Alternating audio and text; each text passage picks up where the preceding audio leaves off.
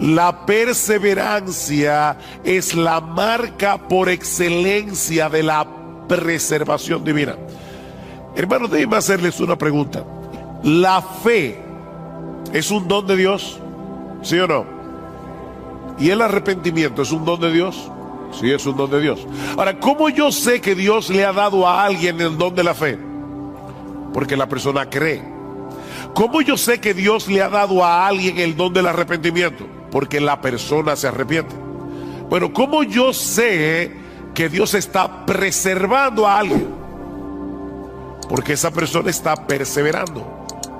La fe verdadera persevera hasta el fin, como vimos en el texto de Primera de Juan. Pero por otra parte, el autor también quiere ayudar a los verdaderos creyentes de esta iglesia a que puedan experimentar la seguridad de salvación. ¿Lo vieron en el versículo 11? Que muestre la misma solicitud hasta el fin para alcanzar la plena seguridad de la esperanza. Que puedan estar seguros de que son salvos.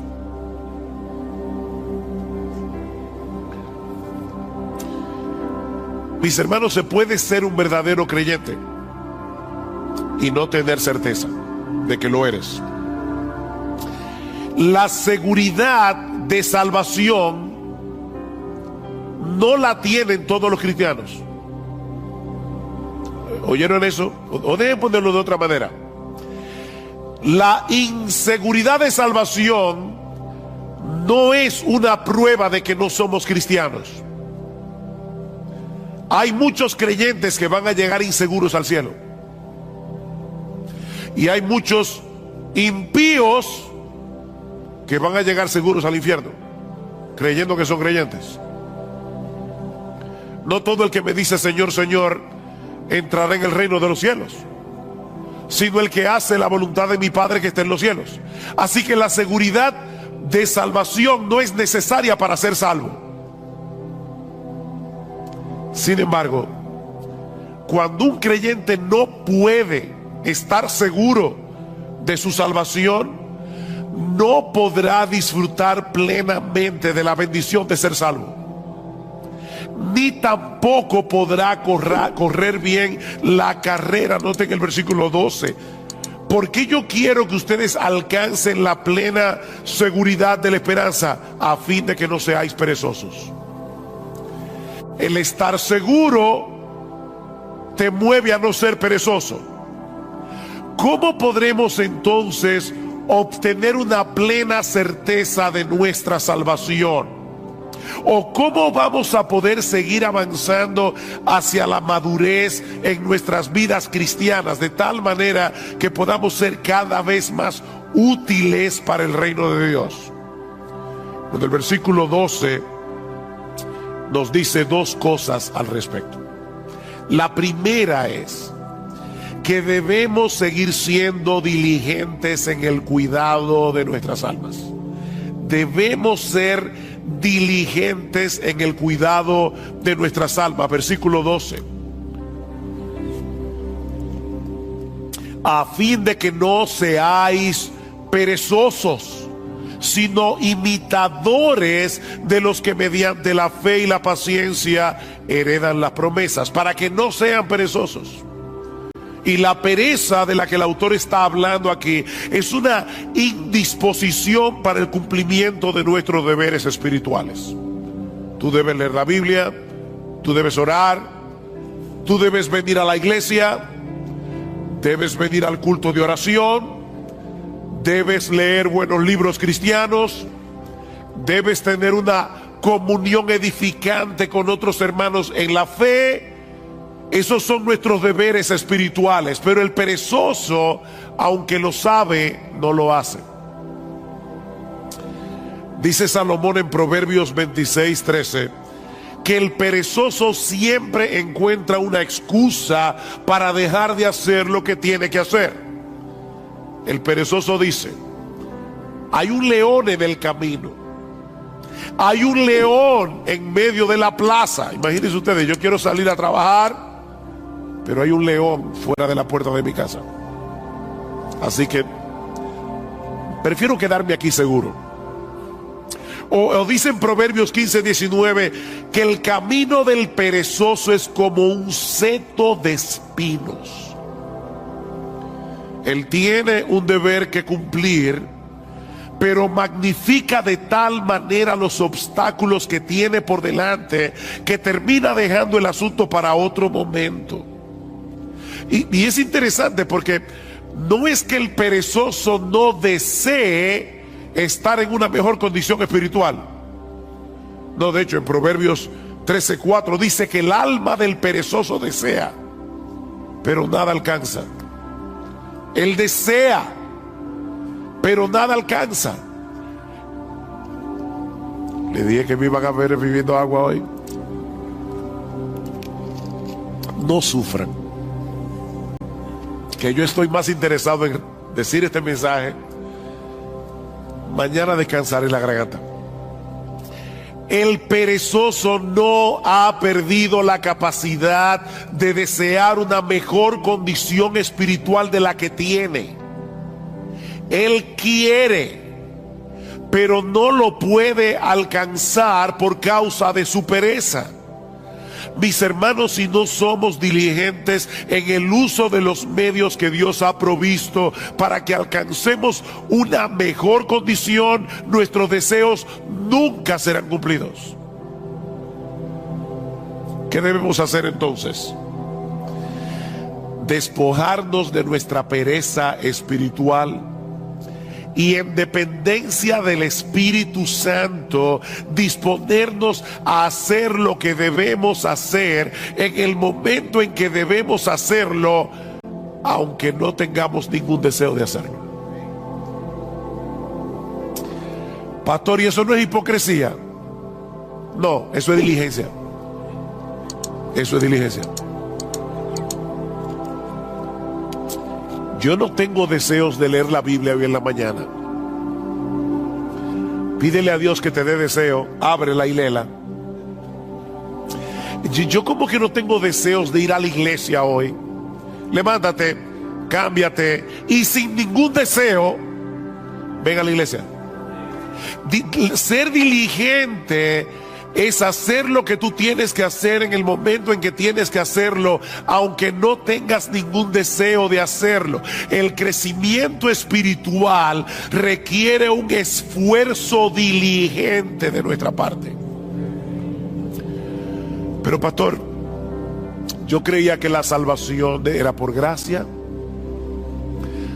Y lo que usted está diciendo de verdad parece oponerse a la doctrina de la gracia. Si es por gracia, yo no tengo que hacer nada para merecer la bendición de Dios.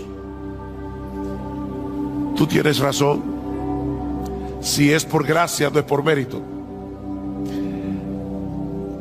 La gracia se opone al mérito, pero no se opone al esfuerzo. De hecho, Pablo le dice a Timoteo en 2 Timoteo capítulo 2, Timoteo, esfuérzate en la gracia. Esfuérzate en la gracia. La gracia se opone a nuestros méritos. La gracia no se opone a nuestro esfuerzo. Es en el contexto de nuestra diligencia que podemos disfrutar de la bendición de Dios. No porque ese esfuerzo nos haga merecer que Dios nos bendiga, sino porque Dios ha decretado que seamos bendecidos siendo nosotros diligentes, usando los medios de gracia, la lectura regular de la palabra, la vida de oración privada y corporativa, congregarnos con el pueblo de Dios en el día del Señor, participar de la Santa Cena como haremos esta noche, leer buenos libros cristianos. Dios ha decretado fortalecer nuestra salud espiritual haciendo uso de esos medios. Pero el hecho de esforzarnos por hacer esas cosas no nos hacen merecedores de nada. Porque esa diligencia es impulsada en nosotros de pura gracia en una forma misteriosa que nunca vamos a poder entender. ¿Qué dice Pablo? Por tanto, amados míos, como siempre habéis obedecido, no como en mi presencia solamente, sino mucho más ahora en mi ausencia, ocupaos en vuestra salvación con temor y con temblor, porque Dios es el que produce en vosotros así el querer como el hacer por su buena voluntad. ¿Quién produce el querer y el hacer?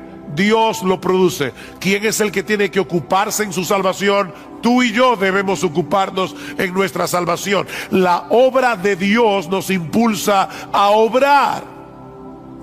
Y precisamente por eso Él se lleva toda la gloria en nuestro esfuerzo. Pero toda bendición que nosotros recibimos de la mano de Dios no es por nuestro esfuerzo, es por los méritos de nuestro Señor Jesucristo. Bendito el Padre, el Dios y Padre de nuestro Señor Jesucristo, que nos bendijo con toda bendición espiritual en los lugares celestiales en Cristo, según nos escogió en Él desde antes de la fundación del mundo. Todo lo que nosotros disfrutamos de la mano de Dios es únicamente por Cristo. O déjeme decirlo de otra manera: aún los medios de gracia que Dios nos ha provisto y el impulso para hacer uso de esos medios son un regalo de gracia. Pero somos tú y yo los que debemos disponernos a hacer lo que tenemos que hacer, no para ganarnos su favor, sino porque ya fuimos favorecidos. Así que no es un asunto de méritos, es un asunto de confianza en Dios. Una confianza que nos mueve a hacer lo que Él dice que debemos hacer para mantener una buena salud espiritual. Déjame hacerte una pregunta. ¿Qué debe hacer un hombre o una mujer para alcanzar una buena calidad de vida? En la Biblia dice que yo no puedo añadir a mi estatura un codo por más que me afane. O sea, yo me voy a morir el día que me voy a morir. Por eso alguien decía: come saludable, ve al gimnasio y muérete a pesar de todo. Eso no es lo que tú vas a ver en los gimnasios, pero es una realidad. Ahora, ¿qué debe hacer una persona para tener una buena calidad de vida? Bueno, debe mantener una dieta balanceada, un programa regular de ejercicios físicos, descansar apropiadamente y ese tipo de cosas. Dios ha diseñado nuestros cuerpos para que responda a la dieta, al ejercicio, al descanso. Si yo soy responsable en el cuidado de mi cuerpo, aún así puede ser que me enferme y que me muera antes de cumplir 40 años, pero lo cierto es que esas son las cosas que yo debo hacer en mi responsabilidad para tener una buena calidad de vida. ¿No es así? Si Dios determina otra cosa, amén, pero yo debo ser responsable en darle a mi cuerpo el cuidado que necesita. Ahora, cuando yo hago todo eso, como balanceado, hago ejercicio, descanso, ¿lo hago para merecer la salud? No es un asunto de méritos. Es un asunto de responsabilidad y de confianza en que Dios me dice que lo haga. Si yo estoy enfermo y me tomo la medicina que el médico prescribió, no es para merecer ser sanado, sino porque confío en el médico. ¿No es así? Mi deseo de ser sanado y mi confianza en la capacidad del médico es lo que me hace hacer lo que él me dice. Bueno, hermanos, lo mismo ocurre con nuestra vida espiritual. Pablo dice a Timoteo: ejercítate para la piedad. O como lo traduce la Biblia de las Américas, disciplínate a ti mismo para la piedad. Eso es algo que nadie puede hacer por ti. O sea, no esperes que tú te vas a levantar por la mañana. Wow, qué deseo yo tengo de salir a correr 5 millas. No. A veces los que corren y hacen ejercicio físico no tienen deseo de levantarse, pero ellos lo hacen por responsabilidad. Pero tampoco esperes que todas las mañanas tú te vas a levantar con un impulso para leer tu Biblia. No, a veces tú vas a querer seguir durmiendo, pero debes levantarte como quiera, abrir tu Biblia y leerla. Ejercítate para la piedad. Disciplínate a ti mismo para la piedad. Ahora, nunca olvides que son medios de gracia. Eso quiere decir que aun cuando haces uso de esos medios que Dios ha prescrito para preservar la salud de nuestras almas, debemos hacerlo descansando en Él. No en nuestras propias fuerzas o en nuestra propia capacidad. Señor, voy a leer tu palabra, dame entendimiento. Abre mis ojos para ver las maravillas de tu ley. Alimenta mi alma. Déjame ver a Cristo en las páginas de las Escrituras y aumenta mi admiración por Él. Porque contemplando su gloria es que somos transformados de gloria en gloria. Señor, voy al culto de oración o de adoración. Por favor, ayúdame a adorarte sin distracciones. Por favor, ayúdame, Señor, que yo pueda percibir y experimentar tu presencia junto a mis hermanos en la iglesia. Ayúdame, Señor, para atesorar la palabra predicada de tal manera que obre poderosamente en mi corazón. Ayúdame, Señor. Así que lo primero que el autor de Hebreos nos está diciendo aquí es que si tú quieres perseverar hasta el fin, si tú quieres seguir avanzando hacia la madurez cristiana, debes ser diligente en el cuidado de tu alma, amparado en el poder del Espíritu de Dios, pero tú debes ser diligente en el cuidado de tu alma. Pero hay algo más que debemos hacer, y es aprender a esperar con fe y con paciencia que Dios haga en nuestras vidas lo que Él ha prometido hacer.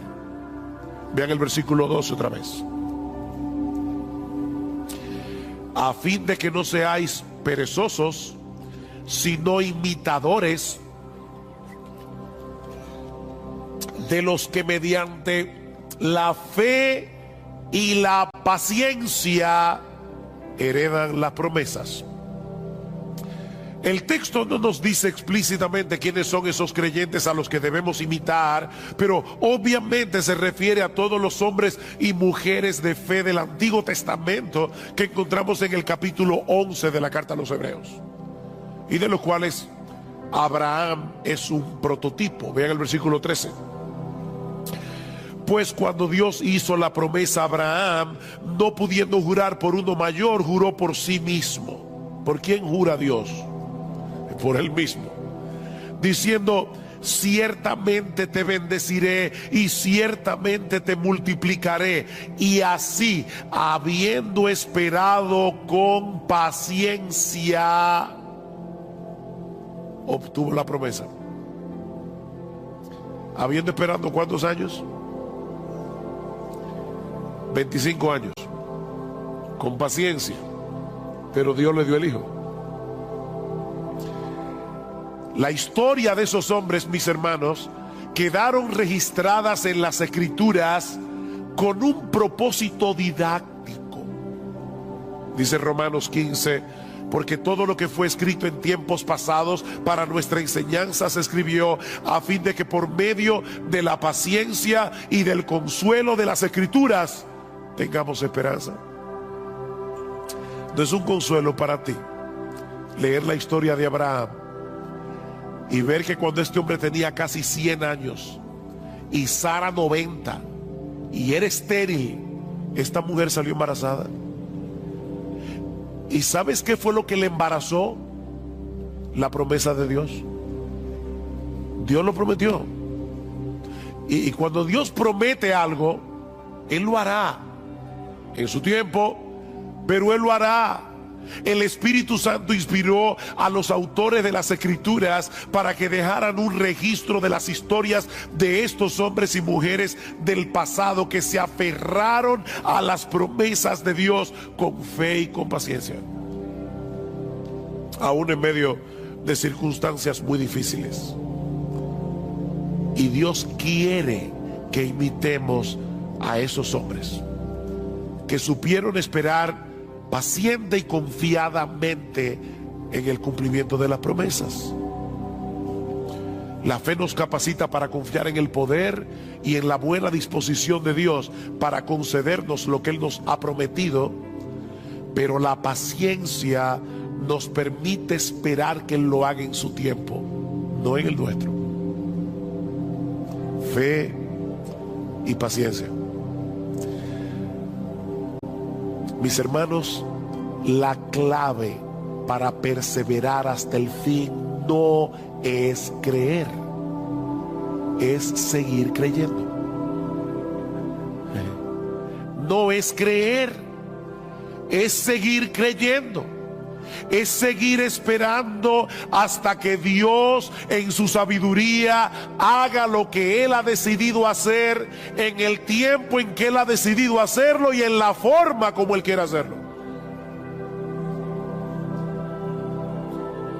Esta palabra que aparece en nuestro texto y que se traduce como paciencia nos habla de quietud y confianza prolongada en medio de la aflicción. Eso es paciencia. La fe nos lleva a descansar confiados en las promesas de Dios. La paciencia nos permite continuar esperando lo prometido, aunque en medio de las circunstancias en que nos encontremos nos dé la impresión de que Dios se olvidó del asunto. Mira, mi hermano, Dios está más interesado en tu carácter que en tu comodidad.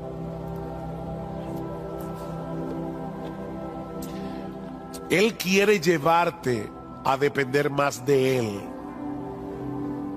a que tú entiendas cuánto lo necesitas. Si tú llamas una vez y no se te abre, y llamas otra vez y no se te abre, y vuelves a llamar y no se te abre, y por eso dejas de llamar, puede ser que todavía tú no hayas entendido cuánto tú necesitas la bendición de Dios.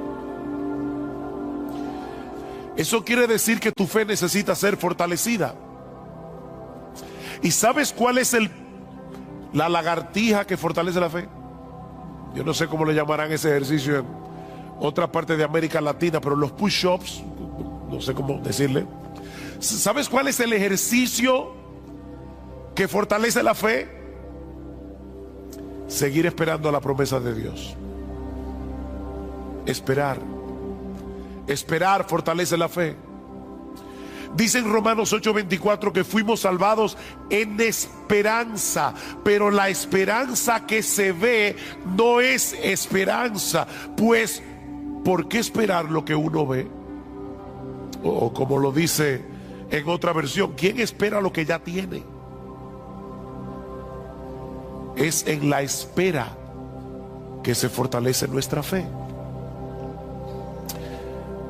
Aquellos que han sabido unir la fe con la paciencia seguirán llamando y seguirán llamando y seguirán llamando hasta que le abran la puerta. Dice el salmista en el Salmo 123: a ti levanto mis ojos, oh tú que reinas en los cielos. He aquí como los ojos de los siervos miran a la mano de su Señor, como los ojos de la sierva a la mano de su señora. Así nuestros ojos miran al Señor hasta que se apiade de nosotros. ¿Por cuánto tiempo? Hasta que se apiade. Salmo 130: espero en el Señor, en Él espera mi alma, y en su palabra tengo mi esperanza. Mi alma espera al Señor más que los centinelas a la mañana. Sí, más que los centinelas a la mañana. ¿Te das cuenta, mi hermano, la insistencia de la Biblia en el hecho de esperar? Si no aprendes a esperar, vivirás frustrado. Te vas a frustrar con Dios, porque el horario de Dios casi nunca encaja con nuestras expectativas. Te vas a frustrar. Dios pudo hacer el mundo en un segundo, pero lo hizo en 6 días. Y dice que al principio la tierra estaba desordenada y vacía, y Dios la fue trabajando poco a poco, poblando la tierra hasta hacerla productiva. Dios hace las cosas en su tiempo. Mi hermanos, no es como a nosotros nos parece mejor, sino es como Él sabe que es lo mejor. Ustedes recuerdan cuando Elías le oró a Dios. Había una sequía de 3 años y medio. Y el Señor no envió la lluvia de inmediato. Elías le dice a su criado: ve a ver si tú ves algo en el cielo. El criado regresó diciendo: yo no veo nada. Vuelve otra vez. Nada. Vuelve otra vez. Nada. Vuelve otra vez. ¿Saben cuántas veces volvió el criado? 7 veces. Óigame, hay que tener paciencia. En este caso del criado con Elías. Pero ya no te dije que no hay nada. Ve otra vez. Finalmente el criado llega y le dice: veo una pequeña nube como la palma de un hombre que sube del mar. Cuando Gloria y yo fuimos a visitar a nuestra hija en Medio Oriente, aquel lugar es desértico, casi nunca llueve. De hecho, desde abril hasta noviembre no hay nubes en el cielo, nunca, nada de nubes, ni una sola. Ahora imagínate en ese desierto que alguien vea una nube del tamaño de la palma de una mano que está subiendo del mar y dice: ay, parece que va a llover. Elías, que entendía perfectamente el modo de obrar de Dios, le dice al criado: sube y dile a Acab: prepara tu carro y desciende para que la fuerte lluvia no te detenga. Y sucedió que al poco tiempo el cielo se oscureció con nubes y viento y hubo una gran lluvia.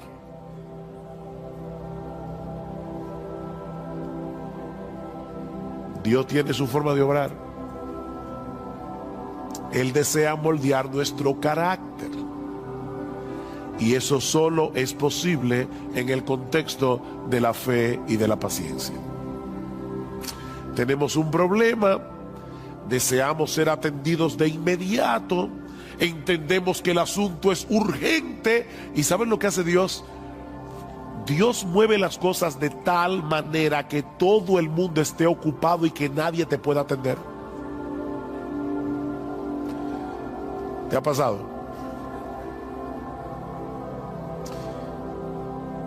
¿Sabes qué es lo que Dios está haciendo? Enseñándote a esperar con fe y con paciencia. Tu mayor problema no es que te atiendan. Tu mayor problema es tu falta de fe. Y Dios está moldeando tu carácter. Mis hermanos, ¿qué aflicción puede ser mayor que la muerte de un ser querido? Pero cuando Marta y María mandaron a llamar a Jesús porque Lázaro estaba enfermo, el Señor ni se apresuró. Él esperó pacientemente a que el problema se pusiera peor para mostrar más abundantemente su poder. Lázaro finalmente murió y Cristo lo levantó de los muertos. Y en el proceso le enseñó a Marta y a María a esperar con fe y con paciencia. la hija de Jairo. Cuando este hombre acudió a Cristo, su hija aún vivía, pero el Señor otra vez se entretuvo en el camino tratando otro caso, el de la mujer que tenía flujo de sangre. Y ustedes saben lo que sucedió. La niña muere y Cristo de nuevo la levanta de los muertos. Estas historias están en la Biblia, mis hermanos, para enseñarnos algo. Cristo dejó que esa niña muriera para que nosotros aprendiéramos a tener fe y paciencia. A veces va a parecernos que el Señor no nos está haciendo caso. ¿Recuerdan la mujer sirofenicia? Señor, ten misericordia de mí, mi hija está posesa por un demonio, y Cristo ni le escucha. Los apóstoles vienen. Por favor, Señor, haz algo para que esta mujer nos deje tranquilos. No es correcto quitarle el pan de los hijos para dárselo a los perrillos. Yo vine primero a los perdidos de la casa de Israel. Y esta mujer le dice: sí, Señor, pero aún los perrillos comen de las migajas que caen de la mesa de sus amos. Y Cristo le dice: mujer, por causa de tu fe, lo que tú quieres te será hecho. Y dice que su hija fue sanada en aquella misma hora. Esta mujer no desmayó, y por medio de la fe y de la paciencia obtuvo la bendición que deseaba. He aquí entonces, mis hermanos, la metodología divina para seguir avanzando en nuestras vidas cristianas y llegar a experimentar seguridad de salvación. Debemos ser diligentes en el cuidado de nuestras almas y ser imitadores de aquellos que por la fe y la paciencia heredaron las promesas. Dios nos ha dado promesas ciertísimas en su palabra, incluyendo el hecho de que Él ha de guardarnos en Cristo hasta el día en que estemos en su presencia en cuerpos glorificados, contemplando y deleitándonos en su gloria por los siglos de los siglos. Él lo ha prometido y Él lo hará. Mis ovejas oyen mi voz y yo las conozco y me siguen, y yo les doy vida eterna y no perecerán jamás, ni nadie las arrebatará de mi mano. Mi Padre que me las dio es mayor que todos y nadie las puede arrebatar de la mano de mi Padre. Si esperamos en las promesas de Dios con fe y con paciencia, tendremos el combustible necesario para energizar nuestra diligencia en el cuidado de nuestras almas. Recuerden lo que dice el autor de la carta a los Hebreos: deseamos que cada uno de vosotros muestre la misma solicitud hasta el fin. ¿Para qué? Para que tengan seguridad de salvación. ¿Para qué? Para que no seáis perezosos. Para que no seáis perezosos. Las promesas de Dios son las que le dan contenido a nuestra fe. Creer en Dios es confiar en su fidelidad para cumplir lo que Él ha prometido sobre la base de la obra consumada de Cristo a nuestro favor. Eso es lo que el autor de la carta dice más adelante. Versículo 16. Porque los hombres juran por uno mayor que ellos mismos. ¿No es así? Hay gente que jura por Dios. ¿Y por quién jura Dios? Los hombres juran por uno mayor que ellos mismos, y para ellos un juramento dado como confirmación es el fin de toda discusión. Por lo cual Dios, deseando mostrar más plenamente a los herederos de la promesa la inmutabilidad de su propósito, interpuso un juramento. Dios juró por sí mismo,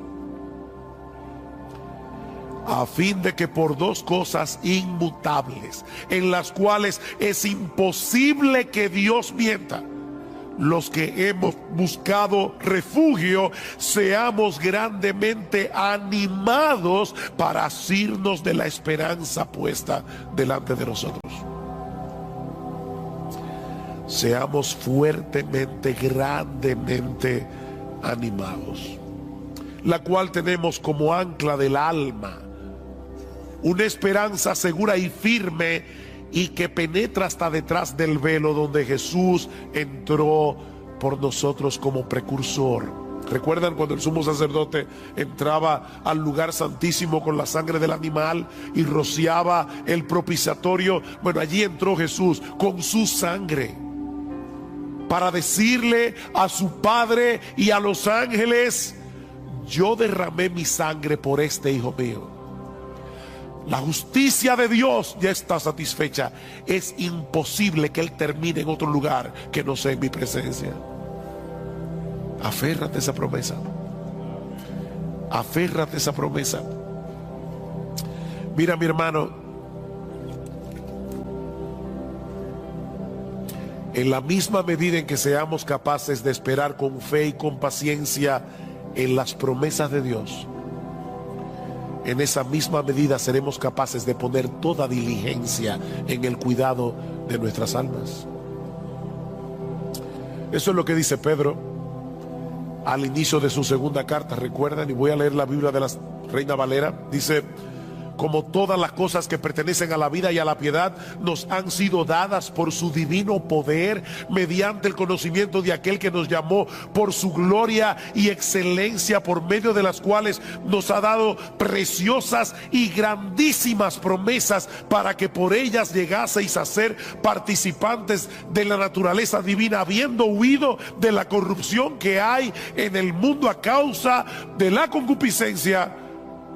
Por esto mismo poned toda diligencia en añadir a vuestra fe virtud, a la virtud conocimiento, etcétera, etcétera. Este es un texto muy denso, pero mis hermanos, lo que Pedro está diciendo es básicamente esto: todo lo que tú necesitas para tu vida cristiana, todo lo que tú necesitas para seguir avanzando hacia la piedad, ya Dios te lo dio por su divino poder.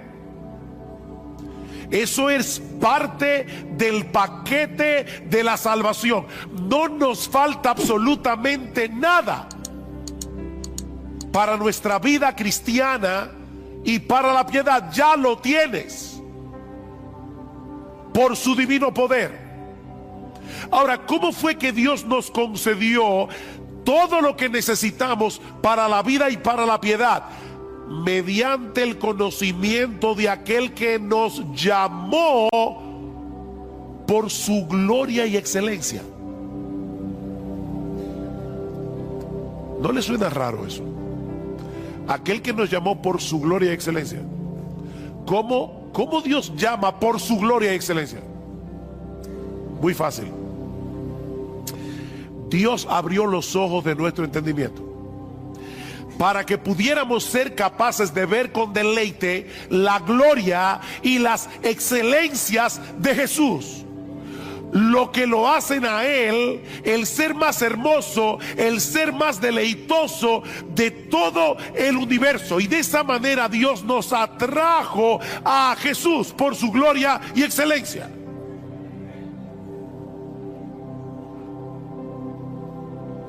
Y ahora Pedro está diciendo: el hecho de saber que el poder omnipotente de ese Dios que nos llamó por su gloria y excelencia está obrando en nosotros hasta que estemos en su presencia en cuerpo y almas glorificados, es una poderosa motivación para poner toda diligencia en añadir a vuestra fe virtud, a la virtud conocimiento. Alguien lo ilustra de esta manera: imagínate que tú eres un prisionero de guerra en un campo de concentración y has perdido toda esperanza de salir vivo de allí. Y en tu desesperanza ya tú comenzaste a vivir descuidadamente. Tú lo que quieres es sobrevivir hasta la muerte. Y ya tú no te preguntas si algo está bien o algo está mal. Como decimos en buen dominicano, tú estás dado al pecado. Pero de repente te enteras de que se está planificando un intercambio de prisioneros. Y ves que se acerca a la fila donde estás tú el guardia que tiene la responsabilidad de señalar a los que van a ser libertados y enviados de vuelta a su familia. Si el guardia te señala a ti, eso no sería un mero conocimiento. Recuerden que Pedro dice, mediante el conocimiento de aquel que nos llamó por su gloria y excelencia. Pero ese conocimiento transforma, ese conocimiento anima. Si el guardia se te acerca a ti, tú no vas a pensar, oh, qué interesante, me llamó a mí. No, mi hermano, en ese momento el poder de la esperanza va a energizar todo tu cuerpo y tu alma, porque sabes que has sido llamado para ser de nuevo un hombre libre. Bueno, eso es precisamente lo que Pedro nos está diciendo aquí. El hecho de saber que el Dios de gloria se nos ha acercado y nos ha dicho, tú que estás allí, ven, yo te mostraré mi gloria y te daré una vida eterna glorificada para disfrutarla. Esa es una esperanza que energiza nuestra diligencia para seguir avanzando en el camino de la piedad. De ahí lo que sigue diciendo Pedro. Como ustedes tienen esas preciosas y grandísimas promesas, vosotros también, poniendo toda diligencia por esto mismo, añadid a vuestra fe virtud, a la virtud conocimiento, al conocimiento dominio propio, al dominio propio paciencia, a la paciencia piedad, a la piedad afecto fraternal y al afecto fraternal amor. ¿Se dan cuenta? Este texto concluye como comienza Hebreos 6. Pedro lo pone al revés. Esperar con fe y con paciencia en las promesas de Dios es lo que nos hace diligentes para añadir a la fe virtud, a la virtud conocimiento y así sucesivamente. Mis hermanos, no hay forma de avanzar sin esperanza. Y la esperanza se alimenta de las promesas de Dios. Solo si aprendemos a esperar en ellas con fe y con paciencia. Promesas, esperanza, fe y paciencia. Y ahora yo te pregunto, ¿qué tanto tú estás alimentando tu esperanza con las promesas de la palabra de Dios? ¿Qué tan a menudo tú traes esas promesas a tu mente, sobre todo cuando estás en medio del dolor y de la aflicción? ¿Cuándo fue la última vez que en una forma consciente tú meditaste en una promesa de las Escrituras hasta que la paz y la quietud trajeran descanso a tu alma? ¿Qué tan dispuesto tú estás a seguir esperando en Dios, sabiendo que Él selló cada una de sus promesas con la sangre que Cristo derramó por ti en la cruz del Calvario? Recuerda que es por fe que andamos, no por vista.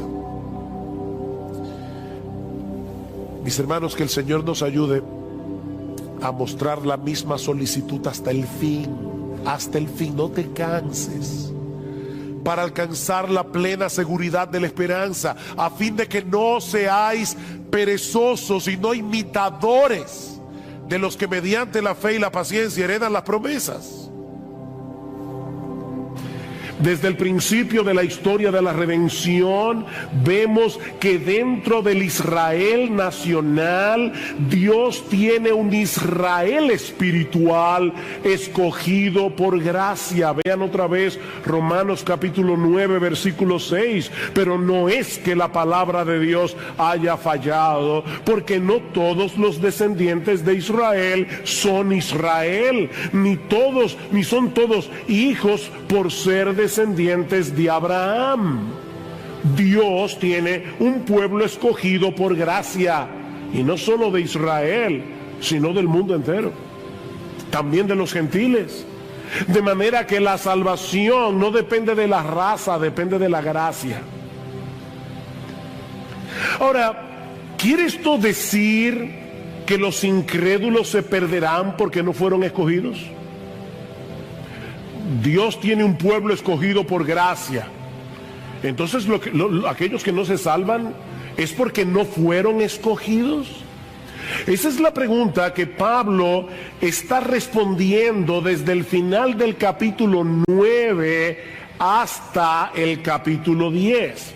Y su respuesta básicamente es esta: si bien es cierto que Dios es el responsable de la salvación final de los creyentes, el hombre que se pierde es responsable de su condenación. Esa es la respuesta de Pablo. De manera que la razón por la que los israelitas rechazan a Cristo no es porque no fueron escogidos, sino porque en su orgullo ellos prefieren tratar de ganarse la salvación por medio de su esfuerzo, por medio de su obediencia a la ley, antes que venir como mendigos pidiéndole a Dios misericordia. Romanos capítulo 10. Versículo 3, pues desconociendo la justicia de Dios y procurando establecer la suya propia, no se sometieron a la justicia de Dios. Ese es el problema, dice Pablo. No, yo no quiero la justicia como un regalo, yo me la quiero ganar con mi obediencia. Ese es el contexto del pasaje que vamos a estudiar en la mañana de hoy. Y podemos resumir la enseñanza de esta sección de Romanos 14 al 21, capítulo 10, 14 al 21, en dos encabezados. En primer lugar, en los versículos 14 y 15, Pablo nos muestra que la predicación del Evangelio es el medio usado por Dios para salvar a los pecadores. Muy sencillo, ¿verdad? Nada complicado. La predicación del Evangelio es el medio usado por Dios para salvar a los pecadores. Y luego vamos a ver que Pablo dice, los israelitas escucharon la predicación y la rechazaron. Pero lo primero que él quiere demostrar es, ellos tenían lo que se necesitaba: predicación. Noten versículo 13, yo estaba ahí sentado y cuando Cifrido dijo vamos a leer la escritura, yo sabía que el texto que tocaba leer hoy era Romanos capítulo 14, 10, 14 al 21, porque yo mismo fui que pedí que lo leyeran, pero en mi mente pensé, ay, si leyera desde el versículo 13. Y eso fue lo que él hizo. Versículo 13, para ponerlo en contexto: porque todo aquel que invoque el nombre del Señor será salvo. Versículo 14, ¿cómo pues invocarán a aquel en quien no han creído? ¿Y cómo creerán en aquel de quien no han oído? ¿Y cómo irán sin haber quien les predique? ¿Y cómo predicarán si no fueren enviados? Tal como está escrito, cuán hermosos son los pies de los que anuncian el evangelio del bien. ¿Ven el punto, mis hermanos? Todo lo que se requiere para recibir el regalo de la salvación es invocar a Cristo como Señor, confiando en la eficacia y suficiencia de su obra en la cruz. ¿Saben que hay personas que invocan a Cristo y no son salvos? Cada vez que tienen un problema, y sobre todo si es un problema serio, ¡ay, Señor!, ellos invocan: Jesús, ayúdame. Pero no es de esa invocación que Pablo está hablando aquí. Para esas personas Jesús es como un paramédico. Ustedes que tienen un accidente de tránsito, esperan que llegue el 911, viene el paramédico, te atiende, te da los primeros auxilios, pero tú no tienes nada que ver con ese paramédico nunca más. Tú no lo vuelves a ver, probablemente. No es de esa invocación que Pablo está hablando aquí.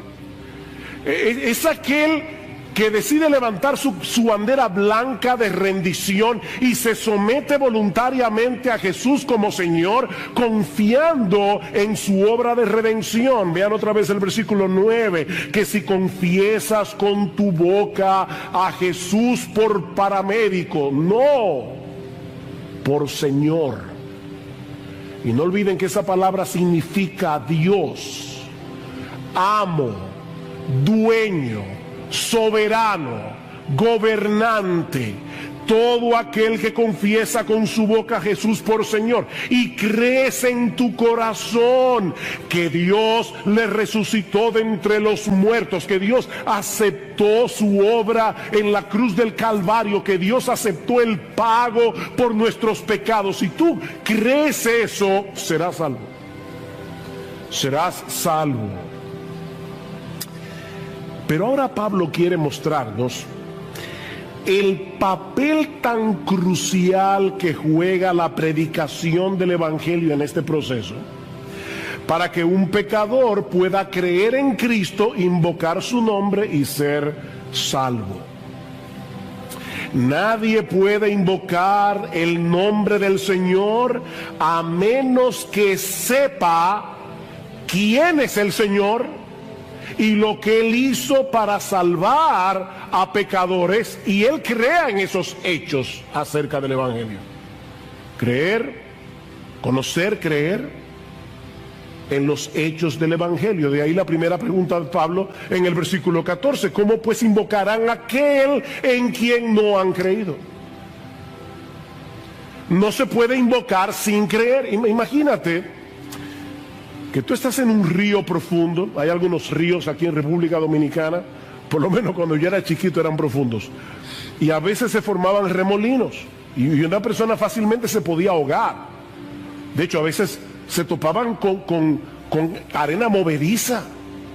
Era peligroso. Ahora imagínate que tú estás en medio de un río, tú no sabes nadar, el río es hondo, estás en un remolino, te estás ahogando, y así rápidamente tú ves de un lado del río a un niño de 6 años que ayer fue que comenzó su primera clase de natación, y del otro lado a un salvavidas profesional que aparte de todo es tu amigo íntimo. ¿A quién tú vas a clamar pidiendo auxilio? ¿A quién vas a clamar?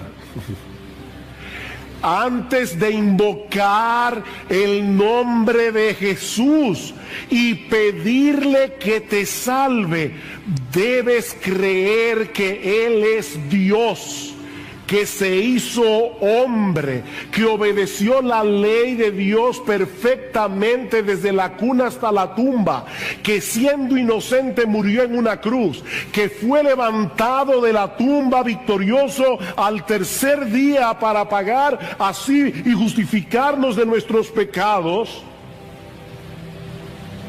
y entonces clamarle que te salve. Mira, mi hermano, mi amigo que estás aquí, si no conocemos esos hechos del Evangelio o no creemos en la veracidad histórica de esos hechos, ¿cómo voy a pedirle a Jesús que me libre de la esclavitud y de la condenación del pecado y me conceda como un regalo la vida eterna? ¿Cómo se lo voy a pedir? Hay personas que de verdad yo creo que son bien intencionadas. Quizás tú los has visto, que se colocan en la puerta de un centro comercial y a todo el que pasa por ahí le dice: Dios te ama, Dios te ama. Vuelvo y repito, probablemente son bien intencionados, pero déjenme decirles que eso no es evangelizar. Eso no es evangelizar. Nadie se va a salvar porque crea que Dios existe. El diablo sabe eso. Dice en Santiago y tiembla. Nadie se va a salvar porque crea que Dios es amor. Nadie, óyeme, nadie se va a salvar porque crea que Dios es amor. Necesitamos conocer y creer lo que Él hizo a favor de pecadores por medio de la persona y la obra del Señor Jesucristo para resolver el problema de nuestros pecados sin pasar por alto su justicia. Y no es que hay que ser un teólogo para salvarse, no hay que ser un teólogo. Estas son verdades muy sencillas del Evangelio. Lo que estoy diciendo es que se requiere un conocimiento esencial, un conocimiento fundamental de los hechos del Evangelio para creer, invocar y ser salvo. Somos pecadores. Merecemos el infierno, merecemos la condenación, ser condenados en el tribunal de Dios, pero el Dios hombre, Jesucristo, pagó por nuestros pecados. ¿Es difícil de entender? De manera que la salvación es por gracia, es por medio de la fe. Porque Dios hizo por medio de Jesucristo todo lo que había que hacer para conceder la salvación como un regalo a todo el que venga clamando por misericordia. ¿Es eso difícil de entender? Pero eso nos lleva de la mano a la siguiente pregunta. Versículo 14. ¿Cómo pues invocarán a aquel en quien no han creído? ¿Y cómo creerán en aquel de quien no han oído? ¿Ven el punto? Ese conocimiento acerca de Jesús, acerca de lo que Él hizo en la cruz del Calvario, no se adquiere por intuición. No es que un día tú te levantaste y dijiste, ven acá, Jesús, ¿qué fue lo que hizo Jesús? Y te pones a razonar y llegas a la conclusión de que Él murió por nuestros pecados. No, eso no pasa así. Nadie llega a ese entendimiento por intuición. Yo necesito oír el Evangelio para entender y creer en el Evangelio. ¿Y cómo vamos a escuchar? Dice Pablo, o por medio de la predicación. Tercera pregunta, ¿y cómo oirán sin haber quien les predique? Ven, yo no necesito un sueño, yo no necesito una visión para saber quién es Cristo, para saber lo que Él hizo para salvarnos. Yo necesito predicación. Ahora bien, hay un detalle extremadamente importante en la segunda pregunta que necesita más observación. Y mira, mi hermano, de verdad, si tú no te acuerdas de nada de este mensaje, pero te acuerdas de esto, yo me iré, medianamente satisfecho. Yo quisiera que tú recordaras todo el sermón, pero me voy a ir bastante satisfecho. Lo que dice la segunda pregunta literalmente es lo siguiente: ¿cómo creerán en quien no han oído? Fíjense que yo sé que nuestras Biblias incluyen acerca de quién no han oído. ¿Cómo creerán en aquel acerca de quién o de quién no han oído? Pero lo que el texto griego dice literalmente es esto: ¿cómo creerán en quién no han oído? Mis hermanos, lo que voy a decir esto con calma, así tranquilo, para que no nos perdamos. Lo que Pablo parece estar diciendo aquí no es únicamente que tenemos la necesidad de escuchar acerca de Cristo durante la predicación para salvarnos, sino que necesitamos escuchar a Cristo. No es de Cristo, es a Cristo. Podemos traducirlo también de esta manera: ¿cómo creerán en aquel a quien no han oído? Mis hermanos, predicar fielmente las Escrituras no es otra cosa que hacer oír la voz de Jesucristo desde el púlpito, porque este libro es su palabra, inspirada por su Espíritu. Primera de Pedro capítulo 1 versículos 10 al 12, el Espíritu de Cristo. Por eso es que Pablo le llama a este libro en Colosenses capítulo 3 versículo 16 la palabra de Cristo. La palabra de Cristo more en abundancia en vosotros. Si yo escribo una carta, te envío una carta y alguien te la lee en voz alta y te explica algunas cosas de la carta que tú no entiendes, en cierto modo tú me estás escuchando a mí, no al que te está leyendo la carta. Tú me estás escuchando a mí. Pero eso no es todo. Eso no es todo. Ya eso de por sí es extraordinario, pero eso no es todo. El Nuevo Testamento también nos enseña que cuando el Evangelio es predicado, Cristo, que está presente en su iglesia, moviéndose en medio de los 7 candeleros de oro, como dice en Apocalipsis, Cristo mismo viene y comienza a aplicar su palabra en el corazón de sus ovejas, a hablarle a sus ovejas personalmente. Mis hermanos, Cristo está aquí. Cuando su iglesia se congrega, Él está aquí haciéndonos oír su voz a través de la predicación. El discurso del buen pastor, Juan capítulo 10.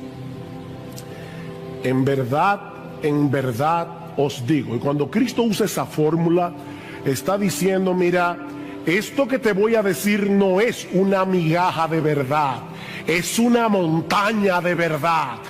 En verdad os digo, el que no entra por la puerta en el redil de las ovejas, sino que sube por otra parte, ese es ladrón y salteador. Pero el que entra por la puerta es el pastor de las ovejas. A este abre el portero y las ovejas oyen su voz. Llama a sus ovejas por nombre. ¿Sí oyeron eso? Llama a sus ovejas por nombre y las conduce fuera.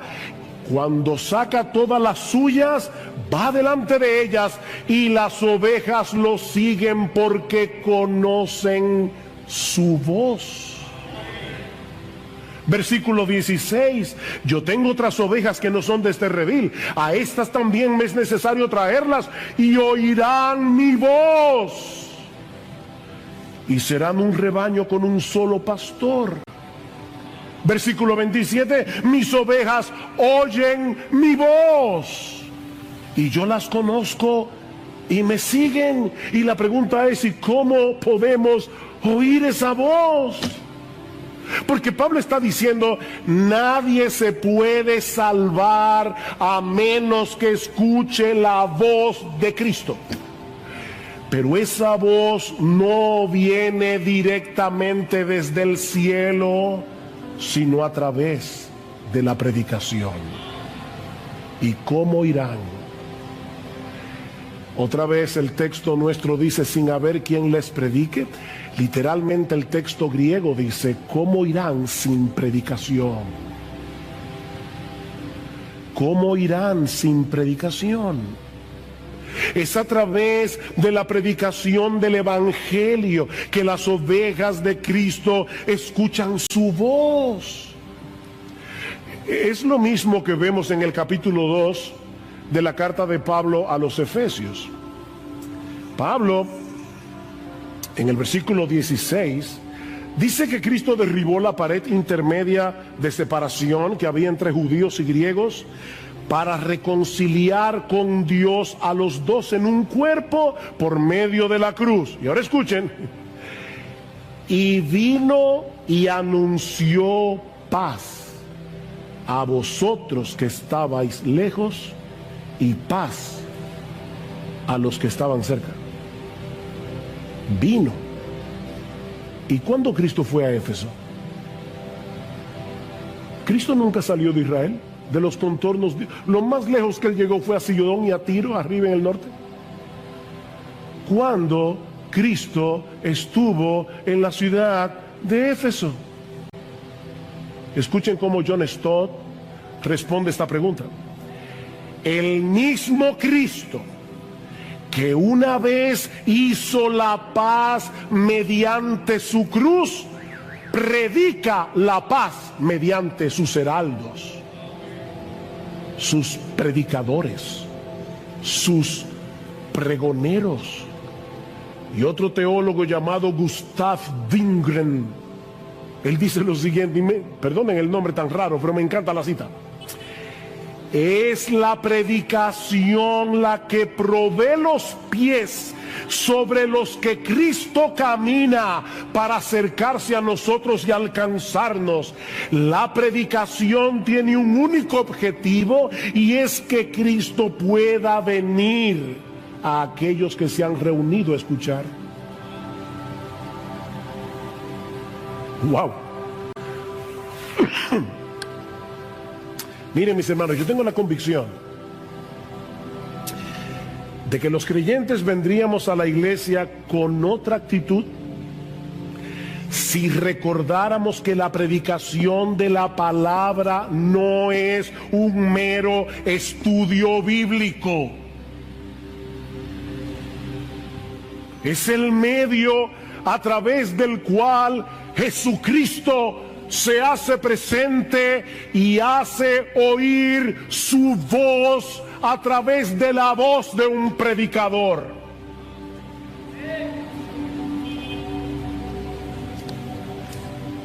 Y así edifica su iglesia y así salva a los perdidos. Mis ovejas oyen mi voz.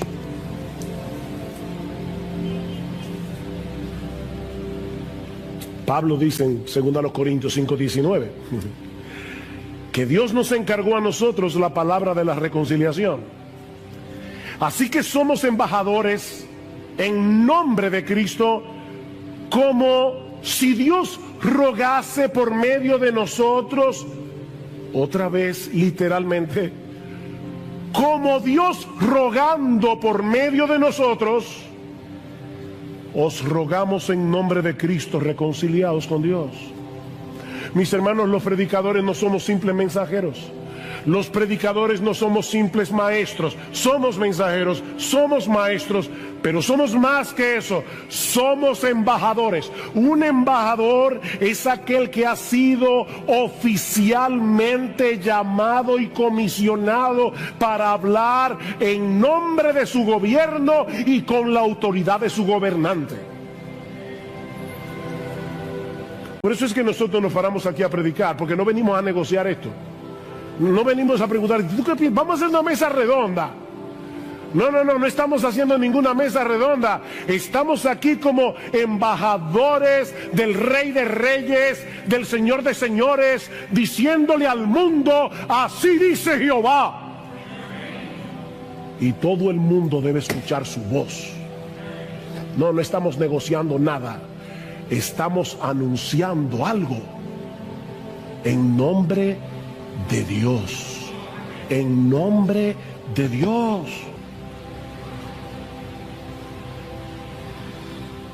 De ahí la cuarta pregunta de Pablo en el versículo 15. ¿Y cómo predicarán si no son enviados? ¿Enviados por quién? Bueno, por el contexto debemos entender que Pablo se está refiriendo a Dios como aquel que envía, comisiona a sus mensajeros. Rogad al Señor de la mies para que le envíe obreros a su mies. Dios los envía para anunciar en su nombre que hay perdón en Cristo para todo aquel que cree. Los predicadores, dice Pablo en 2 Corintios capítulo 2, versículo 17, hablamos de parte de Dios y delante de Dios. De parte de Dios y delante de Dios. La iglesia es la embajada del reino de los cielos. Y los predicadores somos los embajadores que traemos palabras de paz a los enemigos de Dios.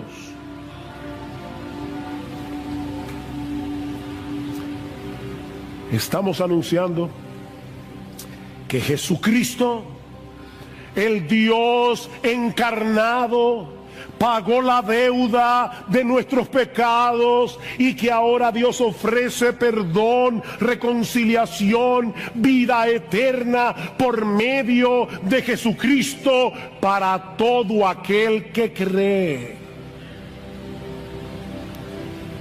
Es por eso que los pies de los que llevan este mensaje al mundo son tan preciosos. Versículo 15. Cuán hermosos, tal como está escrito, cuán hermosos son los pies de los que anuncian el evangelio del bien. Y Pablo está citando aquí un pasaje que se encuentra en Isaías 52. Y otra vez, esas cosas, ¿verdad?, difíciles que yo a veces digo desde el púlpito. Isaías 52 está exactamente antes de Isaías 53. ¿Y de qué habla Isaías 53? Del sufrimiento del siervo de Jehová.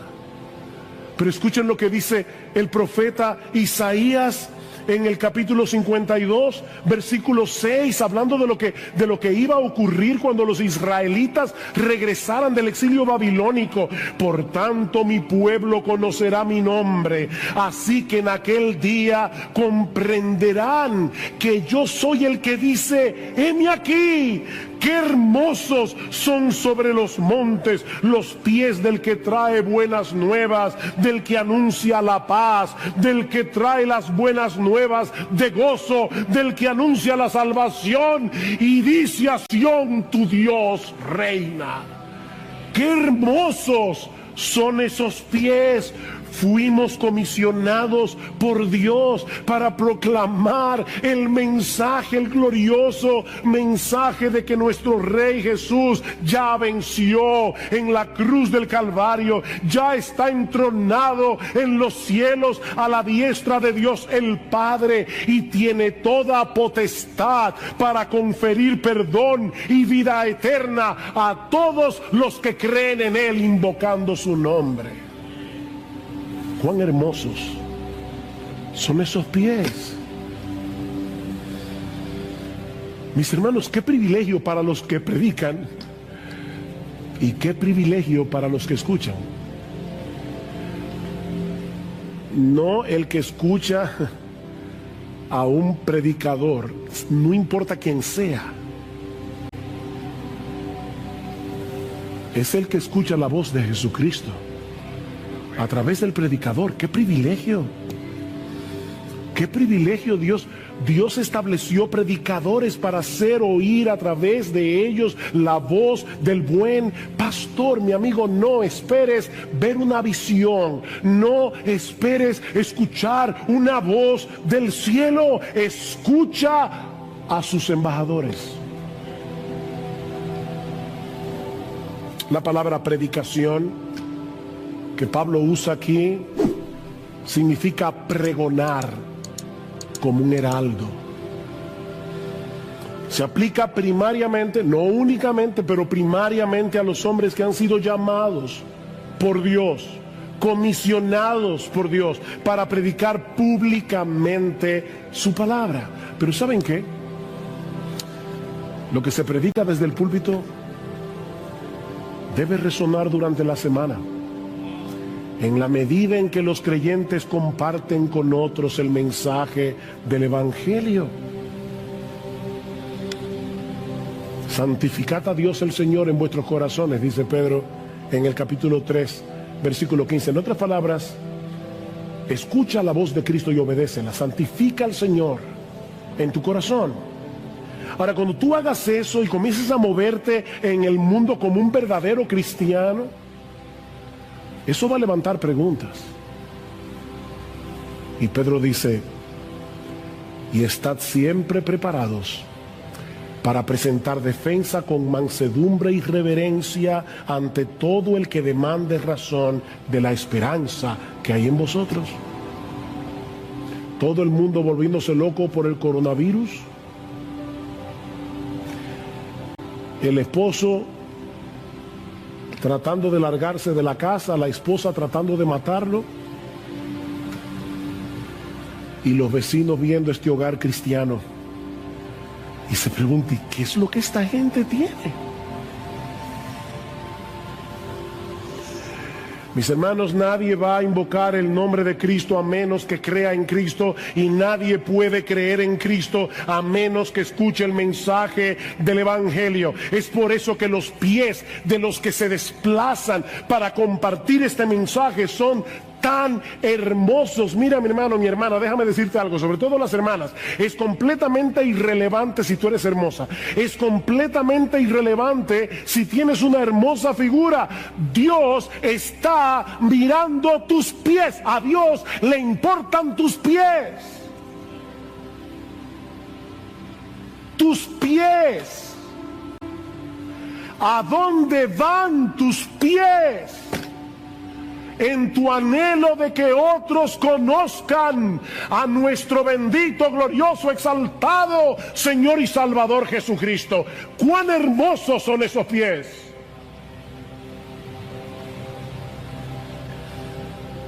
Viene a mi memoria el famoso corredor ateniense Filípides. Cuando Grecia derrotó el imperio persa en la batalla de Maratón, año 490 antes de Cristo, el general Milcíades reclutó a su soldado más veloz, Filípides, para ir a Atenas a dar las buenas nuevas de que ellos habían vencido, de que los persas habían sido derrotados.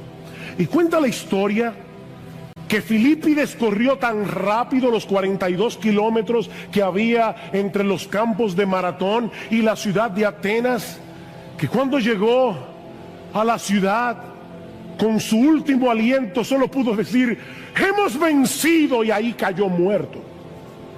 Y es en honor de Filípides que nosotros corremos, digo yo no, los que corren el famoso maratón, que son 42 kilómetros, 26 millas, la misma distancia que corrió Filípides en aquel día.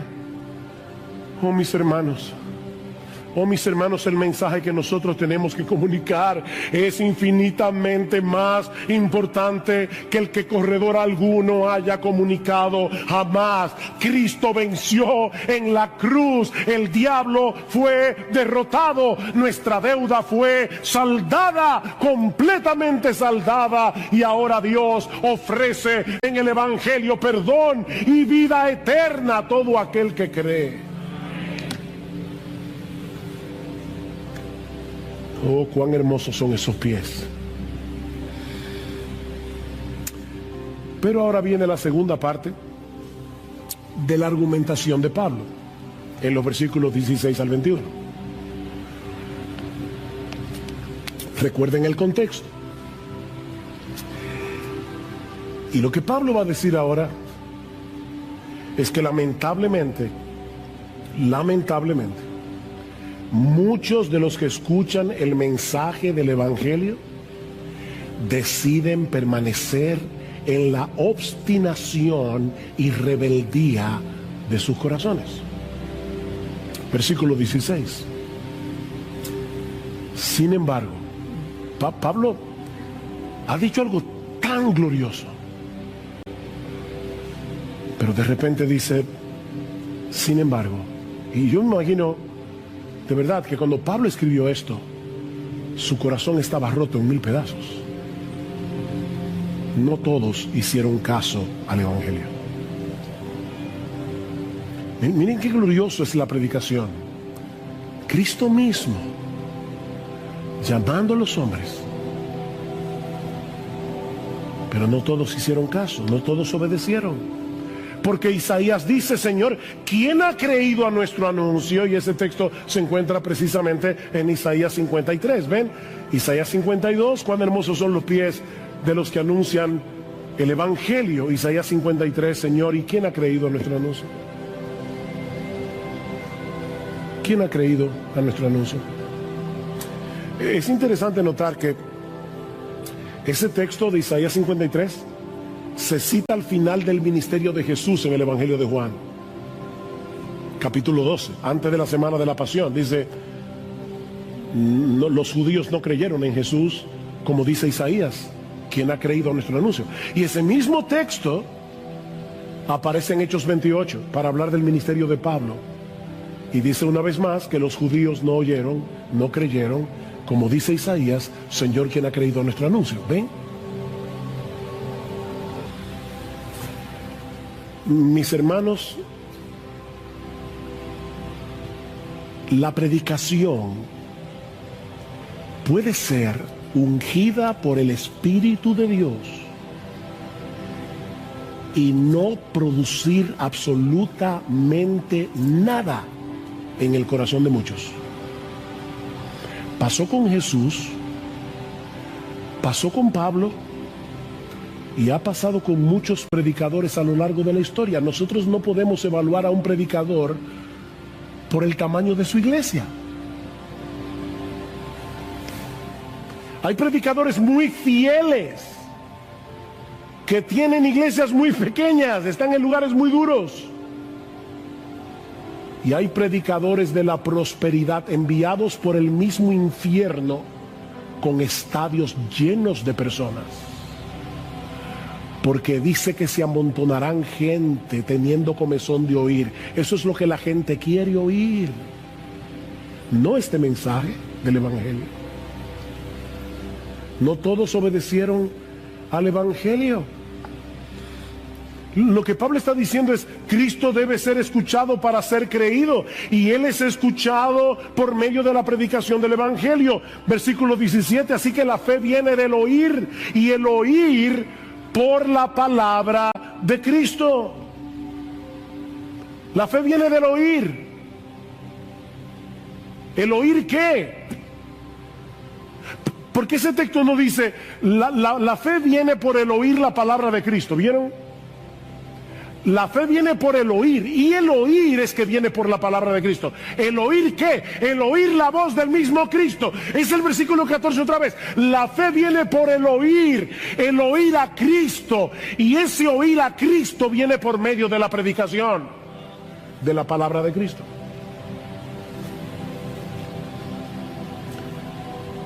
Pero qué triste que muchos que tienen el privilegio de escuchar, y algunos están sentados en esta iglesia y vienen con sus padres domingo tras domingo, tras domingo, tras domingo.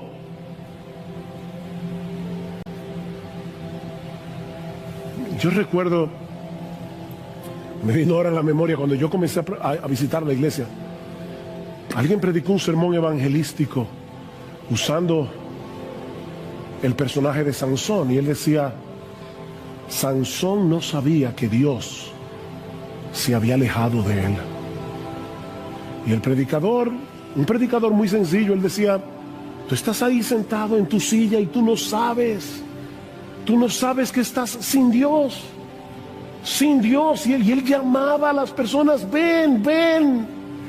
Y yo recuerdo como si fuera ayer yo sentado en esa silla con lágrimas en mis ojos diciendo, no voy a ir.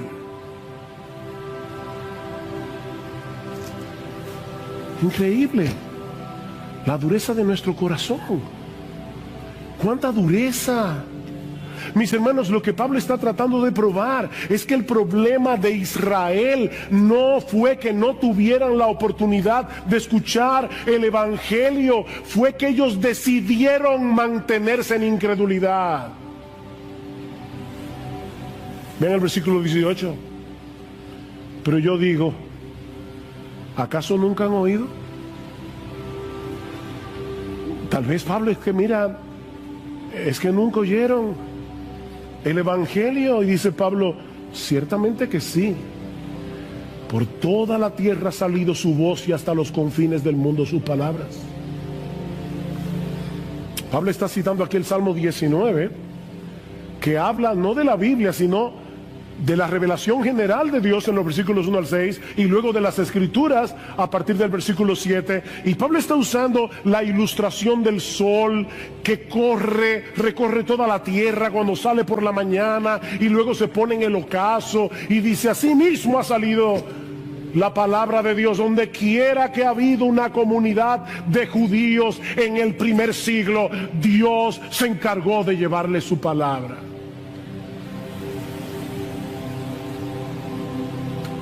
No fue que no escucharon,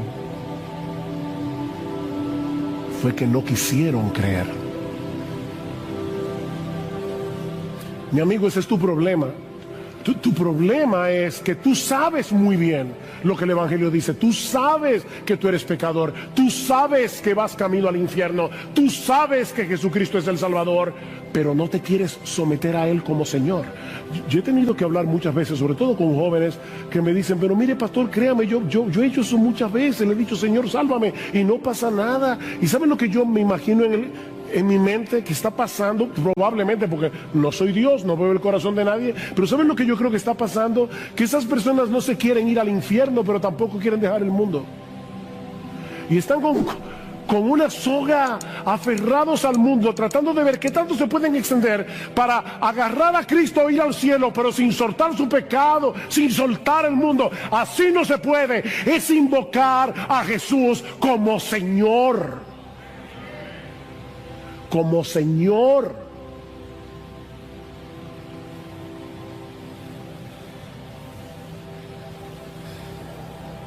Ellos escucharon.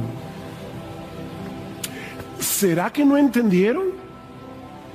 No, dice Pablo, ese tampoco fue el problema. Versículo 19, y añado, ¿acaso Israel no sabía? ¿Fue que no entendieron? En primer lugar, Moisés dice, yo os provocaré a celos con un pueblo que no es pueblo, con un pueblo sin entendimiento. Os provocaré a ira. El texto que Pablo está citando aquí es Deuteronomio 32, 21. Y si ustedes hacen el esfuerzo cuando lleguen a sus casas de leer el capítulo 32 del libro de Deuteronomio, van a ver que Dios está acusando a los israelitas de haberlo provocado a celos con su idolatría. A pesar de todas las obras que él había hecho a favor de su pueblo, ellos me han provocado a celo con lo que no es Dios. Me han irritado con sus ídolos. Yo pues los provocaré a celos con los que no son pueblo. Los irritaré con una nación insensata. Y vamos a ver en el capítulo 11 cómo Dios usa eso para salvar a los judíos. Porque hay judíos que se salvan, pero eso lo veremos más adelante. El argumento de Pablo aquí, y noten que esta cita es muy parecida a la que él había usado antes en el libro de Oseas. Llamaré a un pueblo que no es pueblo y lo haré pueblo mío. La misma cosa. Lo que Pablo está diciendo es al ver la conversión masiva de los gentiles, Israel debió haber reconocido que Dios estaba llevando a cabo lo que de antemano había prometido en sus propias escrituras. ¿Es que no leyeron la Biblia? Versículo 20. E Isaías, otra cita, Moisés, Deuteronomio, ahora Isaías. E Isaías es muy osado y dice: fui hallado por los que no me buscaban, me manifesté a los que no preguntaban por mí. Wow, hermanos, ese texto es tan hermoso. Déjenme leerles, perdonen un momentito más. Déjenme leer el texto tal cual está en Isaías 65, que es de donde Pablo está citando. Me dejé buscar por los que no preguntaban por mí, me dejé hallar por los que no me buscaban. Dije: heme aquí a una nación que no invocaba mi nombre. Wow, o sea, somos nosotros las criaturas que debemos decirle: Señor, heme aquí.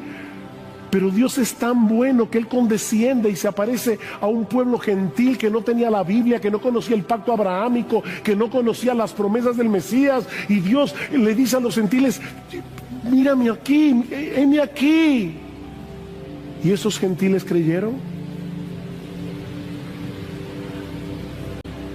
Pablo acaba de cerrar su argumento, porque él comienza con lo mismo en el capítulo 9, versículo 30. ¿Qué diremos entonces? Que los gentiles que no iban tras la justicia alcanzaron justicia, es decir, la justicia que es por fe. Pero Israel, que iba tras una ley de justicia, no alcanzó la ley.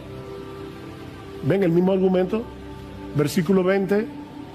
Fui hallado por los que no me buscaban. Versículo 21. Pero en cuanto a Israel, dice, y vuelve a citar a Isaías: todo el día he extendido mis manos a un pueblo desobediente y rebelde.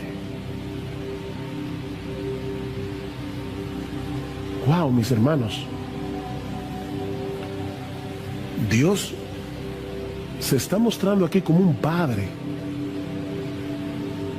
que extiende los brazos a su hijo pródigo, a su hijo extraviado, y le pide que vuelva a casa. Hijo mío, vuelve, hijo mío. Las puertas de tu casa están abiertas de par en par.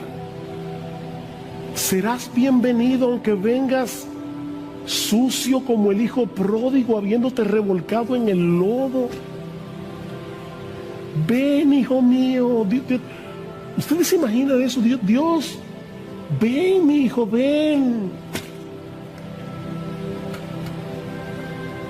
Pero el hijo decide mantener su actitud desafiante en contra de su padre. ¿Por qué la mayoría de los israelitas rechazaron al Mesías? ¿Porque no fueron elegidos? No, porque no quisieron. ¿Ven el contraste, hermanos, entre Romanos 9 y Romanos 10? En Romanos 9, Pablo enfatiza la elección soberana de Dios en la salvación de los creyentes. A partir del capítulo 9, versículo 30 y hasta el final del capítulo 10, Pablo enfatiza la responsabilidad humana en aquellos que se pierden. No podemos escoger entre una doctrina y la otra. Las dos están en la Biblia. Pero pastor, yo no entiendo. Yo tampoco. Pero Dios lo dice. Dios lo dice. Y sea Dios veraz y todo hombre mentiroso. Me recuerda al niño aquel que cuando en la escuela dominical, un maestro inconverso lo quiso ridiculizar, le dijo: entonces tú crees que es verdad que una ballena se tragó a Jonás. Sí, profesor, yo lo creo, porque la Biblia lo dice. Y si la Biblia dijera que fue Jonás el que se tragó a la ballena, ¿también lo creería?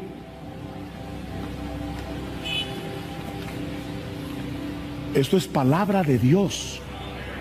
Palabra de Dios. Y las dos cosas están aquí: la soberanía de Dios y la responsabilidad humana. Óyeme, mi amigo, la oferta del Evangelio está disponible para el que la quiera. Dios tiene los brazos extendidos. La oferta del Evangelio está disponible para el que la quiera. Nadie que venga será rechazado, pero muchos se perderán por mantener una actitud desafiante y rebelde contra la gracia de Dios. Por eso es que no debemos perder de vista que eso incluye a un montón de religiosos, que prefieren seguir tratando de llegar al cielo por la escalera de su obediencia, por su propio esfuerzo, antes que aceptar como un regalo la gracia de Dios en Cristo. Esa es una forma muy sutil de rebeldía contra Dios.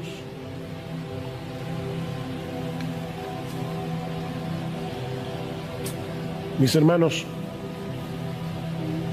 ¿qué aprendemos de este pasaje? Hay varias lecciones, varias aplicaciones que podemos extraer. En primer lugar, debemos venir a la iglesia con la expectativa de escuchar y obedecer la voz de Cristo. Mi hermano, mira más allá del predicador. Mira más allá del predicador. Contempla a Cristo mismo hablándole a su pueblo a través de la predicación de su palabra.